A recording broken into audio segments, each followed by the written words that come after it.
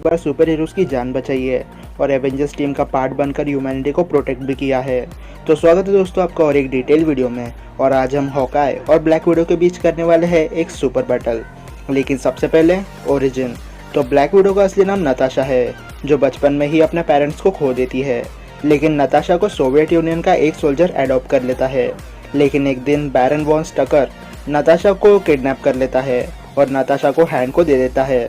लेकिन एक दिन वोल्वरिन और कैप्टन अमेरिका नताशा को बचा लेते हैं और बाद में आयरन पेट्रोविच नताशा को ब्लैक विडो प्रोग्राम में डाल देता है, जहां पर नताशा को मार्शल आर्ट्स और फाइटिंग टेक्निक सिखाया जाने लगा। ब्लैक विडो प्रोग्राम के चलते नताशा का ब्रेन वॉश कर दिया गया, जिसकी वजह से नताशा को लगने लगा कि वो एक डांसर है। और बाद में नताशा गवर्नमेंट की रशियन स्पेशल एजेंट बन गई और नताशा का काम था एंटोन वैन को और टोनी स्टार्क के एक्सपेरिमेंट डिटेल को चुरा कर उन दोनों को मार देना। लेकिन एक दिन सोवियत गवर्नमेंट को पता चलता है कि नताशा का राज खुल चुका है, इसलिए सोवियत गवर्नमेंट नताशा को मारने की कोशिश करते हैं। लेकिन हॉकाई नताशा की जान बचा लेता है और बाद में निक फ्यूरी नताशा को सोवियत गवर्नमेंट से आज़ाद करवाता है और इसके बदले में नताशा को शील्ड के लिए काम करना पड़ता है। और ऐसे ही कई साल बाद नताशा एवेंजर्स का हिस्सा बन जाती है। अब बात करते हैं हॉकाई के ओरिजिन की। तो हॉकाई का असली नाम क्लिंट बार्टन है, लेकिन एक दिन क्लिंट के पेरेंट्स की डेथ हो जाती है और क्योंकि क्लिंट और उसका भाई अब अकेले हो जाते हैं, इसलिए जिंदा रहने के लिए वो काम ढूंढना शुरू कर देते हैं।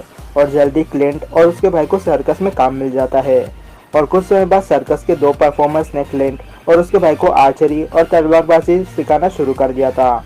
लेकिन एक दिन क्लिंट एक सर्कस के परफॉर्मर को सर्कस से चोरी किए हुए पैसों के साथ पकड़ लेता है। अब सोर्समैन क्लिंट को पार्टनर बनाने की कोशिश करता है, लेकिन क्लिंट के मना करने पर सोर्समैन क्लिंट को घायल कर देता है।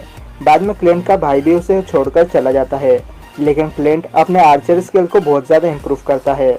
लेकिन एक दिन क्लिंट अपने ही भाई को गलती से मार देता है और इस इंसिडेंट के बाद क्लिंट डिसाइड करता है कि अब से वो छोटे मोटे सर्कस में काम करेगा और क्लिंट अपना नाम हॉकाई रख लेता है। लेकिन आयरन मैन को देखकर हॉकाई सोचता है कि वो भी अपने स्किल्स की मदद से लोगों की जान बचा सकता है और तब क्लिंट अपने लिए एक सूट बनाता है।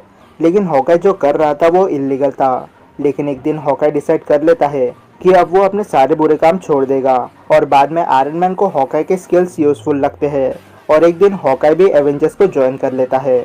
अब बात करते हैं दोनों सुपर हीरोज के एबिलिटीज की। तो ब्लैक विडो एक मार्शल आर्टिस्ट है और ब्लैक विडो को प्लैनेट अर्थ के लगभग सारे फाइटिंग टेक्निक्स के बारे में पता है।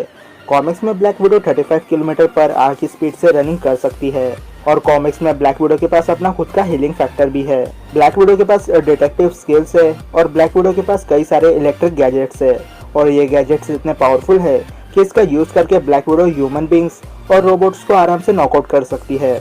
ब्लैक विडो प्लैनेट अर्थ के लगभग सारे मिलिट्री वेपन्स को यूज कर सकती है और ब्लैक विडो काफी हद तक एलियन वेपन्स को भी यूज कर सकती है। और ब्लैक विडो अपने बातों से किसी को भी कंफ्यूज करके किसी का भी सीक्रेट पता कर सकती है और ब्लैक विडो एडवांस कंप्यूटर्स को आराम से हैक कर सकती है। अब बात करते हैं हॉकाई की एबिलिटी की। तो हॉकाई ने आर्चरी और हैंड टू हैंड कॉम्बैट में मास्टरी कर रखी है।